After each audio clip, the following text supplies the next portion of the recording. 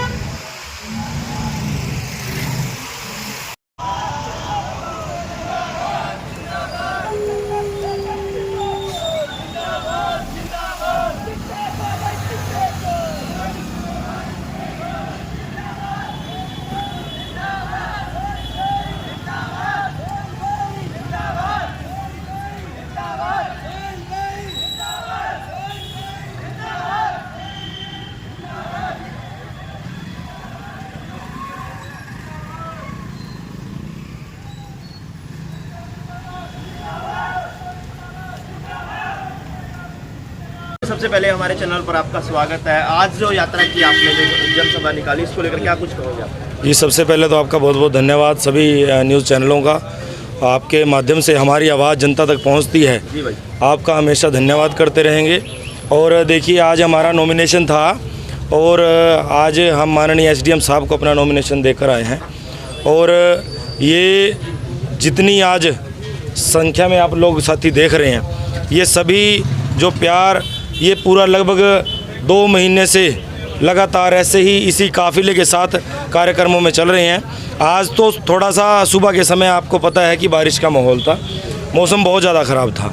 इतने ख़राब मौसम के अंदर भी ये सभी साथी पहुँचे, इन्होंने अपना इतना हौसला दिखाया, तो इनका सबका बहुत बहुत धन्यवाद करते हैं। और इन सभी पार्टियों की, जो आज तक ये पार्टियाँ जिन्होंने आज तक हमारे ऊपर राज करने का काम किया, या मैं कहूँगा ये सढौरा के नेता, जो एमएलए जो यहाँ से बन के हर बार चले जाते हैं, ये सढौरा से बाहर के लोग, मैं ये अपनी जनता के विश्वास पे, सढौरा हल्का की जनता के विश्वास पे मैं आपको एक कह देना चाहता हूँ कि अब की बार सढौरा से इन सभी प्रत्याशियों का जो बाहर से आते हैं, सढौरा के अंदर सढौरा की जनता को बरगलाने का काम करते हैं, अब की बार सबकी जमानतें जब्त करवाने का हम काम करेंगे। सढौरा की जनता जाग चुकी है और सढौरा की 36 बरादरी ने जो मुझे आशीर्वाद मिल रहा है, जो मुझे प्यार दे रहे हैं, जो साथ दे रहे हैं, जो रोज़ मुझे मिल कर यहाँ पे जाते हैं, जो आशीर्वाद दे के जाते हैं, अपने गाँव में प्रोग्राम करवाते हैं, उन सबका मैं धन्यवाद करता हूँ। और मैं धन्यवाद करता हूँ उन माताओं बहनों का जिन्होंने मुझे आज के लिए ये आशीर्वाद देकर, क्योंकि कई माताएं बहनें हमारे आज नॉमिनेशन के कार्यक्रम में नहीं पहुंच पाई, लेकिन गांव-गांव में सभी माताएं बहनें जिन्होंने मुझे आशीर्वाद देके आज भेजा, उन सभी का मैं धन्यवाद करना चाहता हूं। आपके बहुत बहुत धन्यवाद। जैसे आपके साथ में इस बार बीएसपी भी चुनाव लड़ रही है, बृजपाल छप्पर जी भी हैं, तो कैसा मुकाबला देखते हैं? क्योंकि जो बलवंत जी हैं या रेणुबाला जी हैं, वो पहले चुनाव लड़ चुके हैं, पहले विधायक रहे हैं, आपका फर्स्ट टाइम है, तो किस प्रकार का मुकाबला रहेगा? देखिए, कोई नहीं है टक्कर में, क्यों पड़े हो चक्कर में।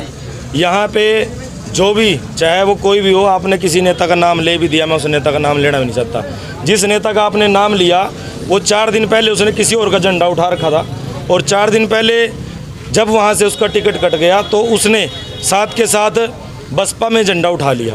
तो ये लोग, और इसी प्रकार से जो पिछले विधायक हमारे रहे हैं, जो मौजूदा विधायक रहे हैं, आप कोई भी विधायक देख लो, कोई भी किसी का एक झंडा नहीं है, एक झंडा नहीं है। वो सब किसी भी नेता के नारे मारने लग जाते हैं, किसी भी नेता के पीछे चलने लग जाते हैं। उनकी कोई विचारधारा नहीं है, उनको जनता से कोई लेना देना नहीं है। हमारे मुद्दे हैं, हम मुद्दों के ऊपर लड़ाई लड़ रहे हैं, और पिछले 15 साल से हम समाज के बीच में इन मुद्दों को उठाते आ रहे हैं, चाहे वो एजुकेशन का मुद्दा हो, शिक्षा का मुद्दा हो।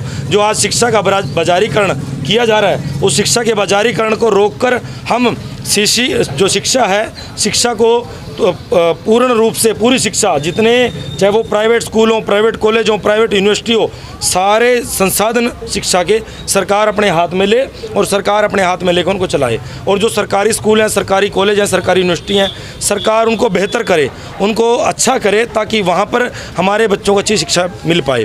सरकारें आज उनकी नीतियाँ, उनकी नीयत ऐसी हो चुकी है वो कि नहीं चाहते वो गरीबों के बच्चे पढ़ पाएँ। तो मैं जनता को कह देना चाहता हूँ कि जनता, आप लोग जाग जाओ। आप लोग जब तक नहीं जागोगे, ये जो गरीबों के बच्चे सरकारी स्कूलों में पढ़ते हैं, इनका भविष्य कहीं ये जाके कोई उज्जवल होने वाला नहीं है।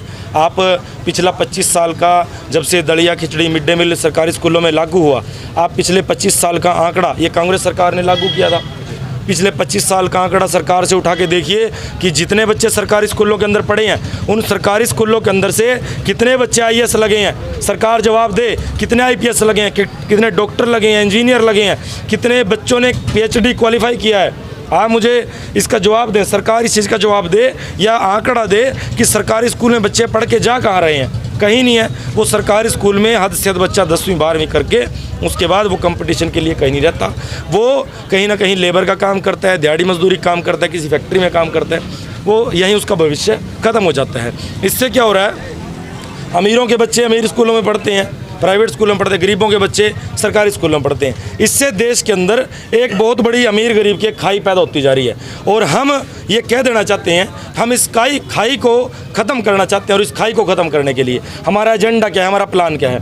हमारा प्लान है, इस देश के अंदर जितने सरकारी स्कूल हैं, उन सरकारी स्कूलों को जो आप प्राइवेट स्कूलों को लोन देते हो, आप कहते हो कि हमारे पास बजट नहीं है, शिक्षा का बजट नहीं है, जो प्राइवेट स्कूलों को लोन देते हो, उन प्राइवेट स्कूलों का लोन बंद करो, प्राइवेट स्कूलों का बढ़ावा देना बंद करो और सरकारी स्कूलों को बेहतर करो। वो सारा पैसा जो लोन का पैसा या तरह तरह का आप अमीरों को बांट रहे हो, पूंजीपतियों को बांट रहे हो, वो सारा पैसा रोक कर वो सारा सरकारी स्कूलों के ऊपर खर्च करो, ताकि हर एक गरीब का बच्चा उन सरकारी स्कूलों के अंदर अच्छी शिक्षा ले पाए।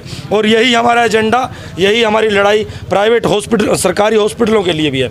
आज का ही देखो, आप अभी आज बारिश हुई है और सुबह बारिश हुई है, 12 बजे तक बारिश थी। कितनी बारिश हो कितनी नहीं आपको पता है। सढौरा का पूरा हॉस्पिटल, अभी भी आप जाके देखिए, न्यूज़ चैनल के जितने लोग हैं, सढौरा के हॉस्पिटल के अंदर अभी भी पानी खड़ा है। और ऐसे ही जितने भी हमारे सरकारी जो हॉस्पिटल हैं, उनकी आप हालात देखेंगे तो सरकारी, पहली बात तो हॉस्पिटल की बिल्डिंग नहीं है, बिल्डिंग होती है तो डॉक्टर नहीं है, डॉक्टर होते हैं तो मेडिसिन नहीं है, डॉक्टर मेडिसिन लिखता है बाहर की। और बात वहीं पड़ जाती है, जब व्यक्ति बाहर मेडिकल स्टोर पे दवाई लेने जाता है तो उसकी जेब वहाँ पे काटने का काम किया जाता है। मैं सरकार को कहना चाहता हूँ, जब हम आपको टैक्स देते हैं, जब हम आपको एक सुई से लेके एक जहाज़ तक की चीज़ के ऊपर टैक्स देते हैं, तो आप लोग वो टैक्स का पैसा हमारी शिक्षा के ऊपर, हमारे स्वास्थ्य के ऊपर, हमारे इलाज के ऊपर क्यों खर्चा नहीं करते? अगर आप लोग इस देश के अंदर 5 किलो अनाज दे रहे हैं, 80 करोड़ लोग 5 किलो अनाज खा रहे हैं, ये सरकार का आंकड़ा है। आप उस 80 करोड़ लोगों का 5 किलो अनाज उसको बंद कीजिए और इस देश के अंदर रोज़गार पैदा कीजिए। रोज़गार पैदा कैसे होंगे? रोज़गार पैदा करने के लिए जितने आपने सरकारी संस्थान हैं वो प्राइवेट हाथों में दे दिए, वो प्राइवेट हाथों में, जैसे आप रोडवेज, रेलवे या टीचिंग का महकमा, एजुकेशन महकमा या स्वास्थ्य महकमा, कोई भी महकमा उठा लो, सारा का सारा निजी हाथों में दे दिया। रेल भी बेच दिए, एयरपोर्ट तक भी बेच दिए, लाल किला तक भी बेच दिया। इन लोगों ने छोड़ा कुछ नहीं है। मैं सरकार से कहना चाहता हूँ, हमारा एजेंडा है, हमारी जो प्लान है, हम किन मुद्दों के ऊपर लड़ रहे हैं। भाई सरकार वो सारे जितने संस्थान आपने प्राइवेट हाथों में दिए, उनको प्राइवेट हाथों से दोबारा छीन के सरकार अपने हाथों में ले। सारे महकमे प्राइवेट होने, सरकारी होने चाहिए। सरकारी होके सारे, उसके बाद जब वो सरकारी हो जाएंगे, सरकारी महकमे होंगे तो नौकरियां भी सरकारी होंगी। जब नौकरियां सरकारी होंगी तो देश के जो बच्चे जो प्राइवेट जगह नौकरियां करते हैं और उनका भविष्य सुरक्षित नहीं होता, वो सरकारी नौकरी में जाएंगे। जब सरकारी नौकरी में जाएंगे उनका भविष्य भी सुरक्षित होगा और बच्चे एजुकेशन की तरफ भी तभी बढ़ेंगे।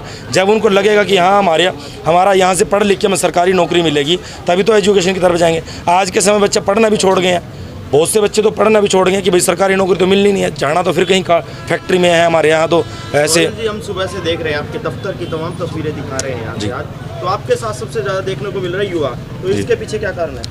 देखिए, युवा का कारण यही है कि हम बात ही युवाओं की कर रहे हैं। हम नौजवानों के लिए रोज़गार की बात कर रहे हैं। इस देश के अंदर हमारा रोज़गार हमारी पीठ में छुरा घोंपने का काम किया।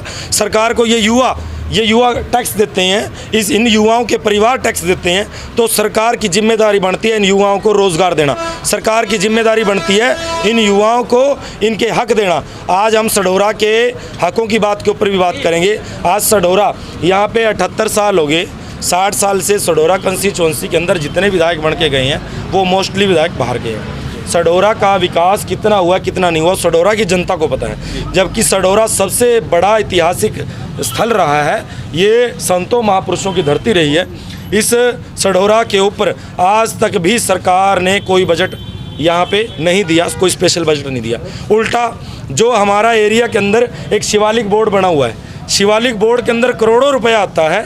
वो करोड़ों रुपया सरकार आंकड़ा दे, उस करोड़ों रुपए में से कितना सरकार इस इलाके के अंदर खर्च करती है। हम सरकार से पूछना चाहते हैं, हमें आंकड़ा दे।